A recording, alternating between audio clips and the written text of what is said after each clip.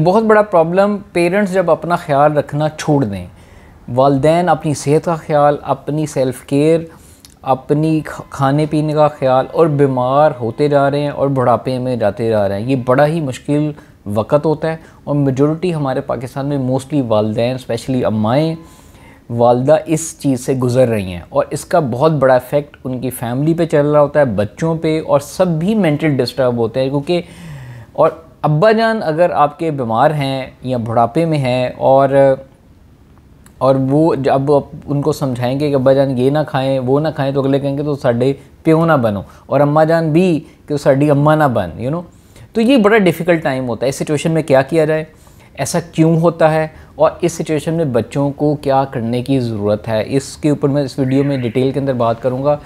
उसकी वजह यह है कि बहुत सारे बच्चे चाहते हैं हम अपने पेरेंट्स से मोहब्बत करते हैं, प्यार करते हैं, हम चाहते हैं वो केयर करें अपनी, लेकिन एक टाइम आता है वो अपनी केयर करना छोड़ देते हैं।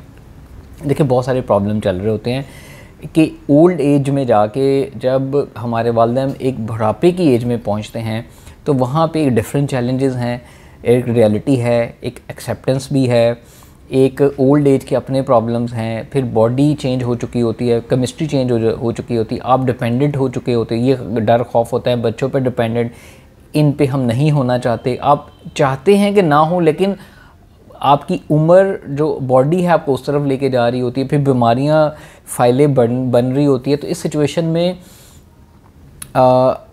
अब्बा अम्मा के दरमियान मसले भी बड़े ज़्यादा चल रहे होते हैं, क्योंकि जब बुढ़ापा आ जाता है तो उनको आप एज ए पेशेंट भी देखें। और बच्चों पे ऊपर सबसे ज़्यादा ये प्रॉब्लम आती है कि बच्चे जब समझाते हैं तो डांट पड़ जाती है, और फिर प्रॉब्लम स्ट्रेस भी रहता है, एंग्जाइटी भी रहती है कि उनको सेहत को कुछ ना हो जाए। अल्लाह ताला सबके वालिदैन को सेहत दे, तंदुरुस्ती दे, ज़िंदगी सलामत रखे, लेकिन हर एक के वालिदैन ने और हमने भी इस बुढ़ापे से गुज़रना है और उसमें कुछ स्टेप्स का अपने ख्याल रखना है, ताकि ये देखना है कि वो पेशेंट जो है, जो आपके वालिदैन है, पहले ये देखें वो बुढ़ापे में है और पेशेंट है, उनकी बीमारियां दिन ब दिन बढ़ेंगी, इसको एक्सेप्ट भी करना है। कोशिश तो आप सारी करेंगे कि वो ठीक रहें, अपना ख्याल रखें, लेकिन वो नहीं रख रहे अपना ख्याल। आप पेशेंट अपना ख्याल रखने के लिए रेडी नहीं है, फिर क्या किया जाए। इसकी एग्जांपल कैसे है, जैसे एक छोटा बच्चा है, आप छोटे बच्चे को जब परवरिश करते हैं तो वो अपनी केयर नहीं करता, वो स्कूल जाना पसंद नहीं करता, वो खेलना पसंद करता है, वो खाना अपनी मर्ज़ी का खाना पसंद करता है, लेकिन आप उसको चेंज करते हैं उसकी बेहतरी के लिए।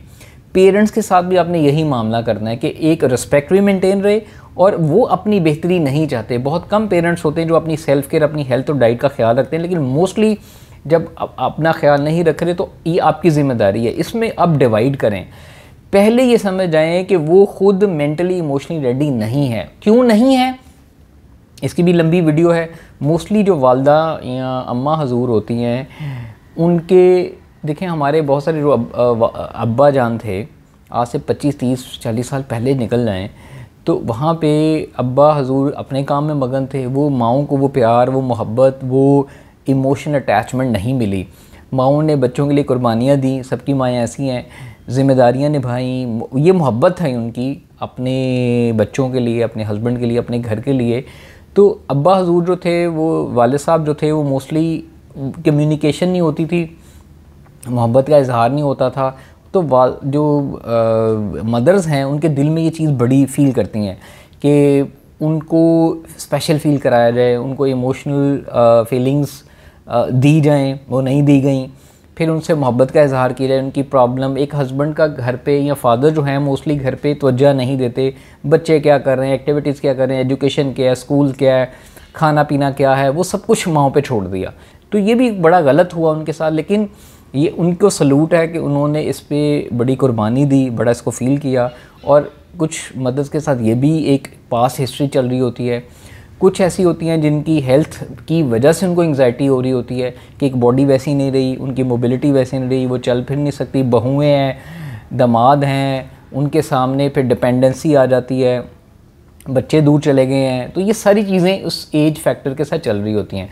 आपकी रिस्पॉन्सिबिलिटी क्या है? आपकी रिस्पॉन्सिबिलिटी ये है कि उनको एज ए पेशेंट ट्रीट करें, उनके मूड, उनके टेंट्रम्स को एक्सेप्ट करें, उनका अपने सेल्फ़ केयर ना करने को भी ये मत समझे कि वो करना नहीं चाहते। उसको एज ए पेशेंट समझते हुए आप घर में सपोर्टिव सिस्टम बनाएं। वो खुद नहीं डॉक्टर के पास जाएंगे। अगर घर में बहुएं हैं, घर में आप बेटियां हैं, तो वो माँओं का ख्याल रखें, जो बेटे हैं वो बाप का ख्याल रखें। देखिए उसकी वजह क्या है, अगर मदर्स जो हैं वो डिपेंडेंट होती हैं तो वॉशरूम जाना, यूरिन पास करना वो बेटे नहीं कर सकते। अल्लाह ताला हमारे यहाँ इज़्ज़त एहतराम हया के रिश्ते हैं, तो बेटियां या बहुएं ये दोनों ऑप्शन होते हैं जो कि मदर्स का ख्याल रखेंगी।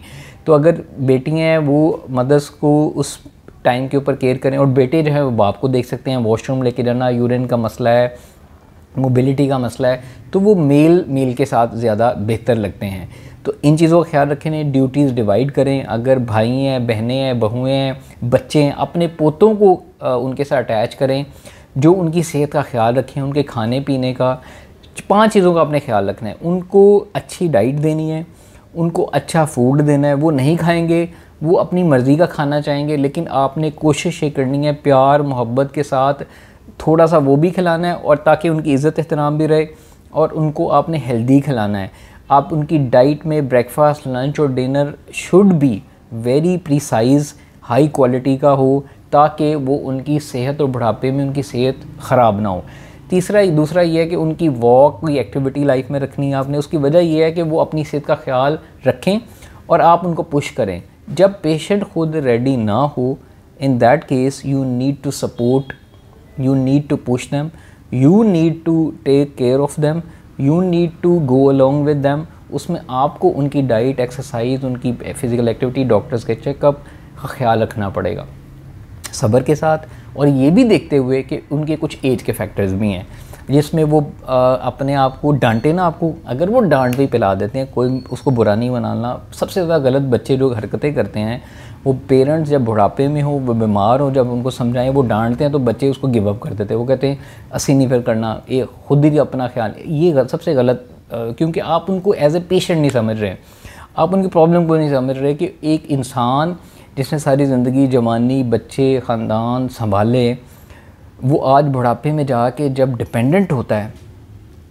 फ़िज़िकली मूव नहीं कर सकता, मेंटली उसकी मेमोरी लॉस होना शुरू हो जाती है, तो वो अपने अंदर एक बहुत बड़े गिल्ट, खौफ, क्योंकि आगे मौत का भी डर होता है, दुनिया से चले जाना है, फिर पास्ट के बहुत सारी चीज़ें चल रही होती हैं और वो उससे एक्सेप्ट नहीं हो रहा होता। ये बड़ा मुश्किल सफ़र होता है, ट्रांजिशन बड़ी मुश्किल होती है।